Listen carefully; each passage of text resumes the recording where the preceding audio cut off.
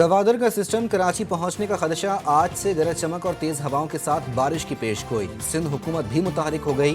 वजीर आला ने इंतजामिया को अलर्ट कर दिया। मेयर कराची ने KMC और दीगर मुताल्लिका हुक्काम की छुट्टियां मनसूख कर दी। नालों कचरा कुंडियों से कचरा साफ करने की हिदायत, तमाम मशीनरी को फाल रखने का हुक्म।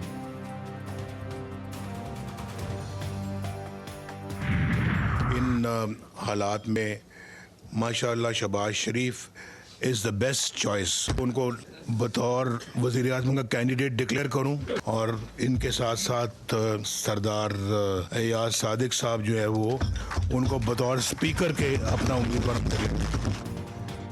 शहबाज शरीफ best choice, Ayaz Sadiq speakership के लिए नामजद। 1-1.5 साल मुश्किल हैं, सख्त फैसले करने होंगे।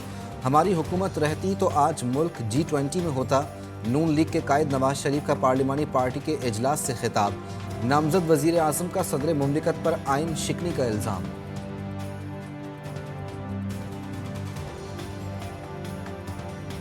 अब देखिए किस तरह यहाँ पर जो सदर पाकिस्तान हैं आइन की धज्जियां बिखेर रहे हैं कि उन्होंने असेंबली का इजलास जो उनका आइनी फरीजा था उसको उन्होंने इग्नोर किया।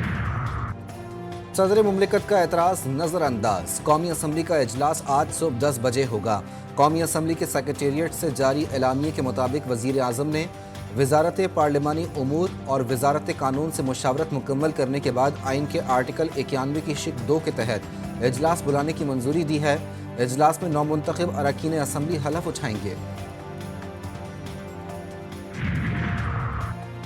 PTI रहनुमा उमर अयूब की ज़ेर सदारत सुन्नी इत्तेहाद कौंसिल का अहम इजलास। कौमी असम्बली इजलास में शिरकत से मुतालिक हिकमत अमली मुरतब।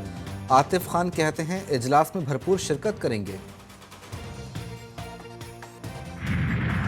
विफाकी हुकूमत के लिए नून लीग और पीपल्स पार्टी में मुशावरत मुकम्मल। Ayaz Sadiq speaker, chairman senate के लिए यूसुफ रजा गिलानी फेवरेट। वजारत दिफा के लिए ख्वाजा मोहम्मद आसिफ, दाखिला के लिए एहसन इकबाल और इत्तलात के लिए अता तारड़ मजबूत उम्मीदवार। वजारत खारजा का कलमदान भी मुस्लिम लीग नून अपने पास रखेगी। डिप्टी स्पीकर के लिए पीपल्स पार्टी और डिप्टी चेयरमैन सेनेट के लिए नून लीग उम्मीदवार देगी। गवर्नर पंजाब के लिए कमर जमान कायरा और मखदूम अहमद महमूद के नाम सामने आ गए।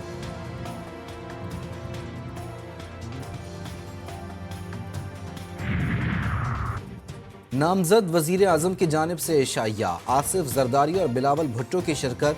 दीगर इत्तेहादी जमातों के कायदीन और रहनुमा भी शरीक हुए। शहबाज शरीफ ने अयाज सादिक को स्पीकर के लिए नामजद कर दिया। बिलावल भुट्टो ने गुलाम मुस्तफ़ा शाह का नाम भी डिप्टी स्पीकरशिप के लिए दे दिया।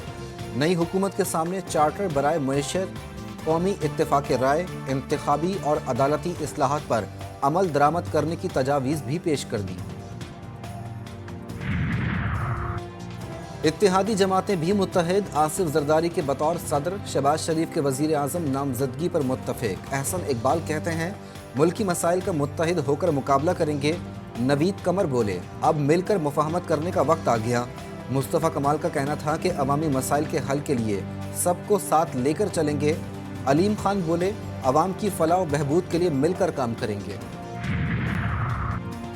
सरबरा सुन्नी इत्तेहाद कौंसिल का इलेक्शन कमीशन को खत मखसूस नशिस्तों से लेने से इनकार। चीफ इलेक्शन कमिश्नर ने 26 फरवरी की चिट्ठी बैरिस्टर अली जफर को दे दी।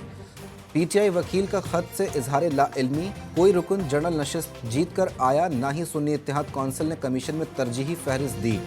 मुकर्ररा वक्त के बाद फहरिस्त नहीं दी जा सकती। फारूक H नाइक के दलाइल। JUI फे की भी सुन्नी इत्तेहाद कौंसिल को मखसूस नशिस्तें देने की मुखालफत। चीफ इलेक्शन कमिश्नर बोले सुन्नी इत्तेहाद कौंसिल को मखसूस नशिस्तें नहीं चाहिए तो आप क्यों मजबूर कर रहे हैं। केस का महफूज फैसला आज सुनाए जाने का इम्कान। खत भी मंजर आम पर आ गया।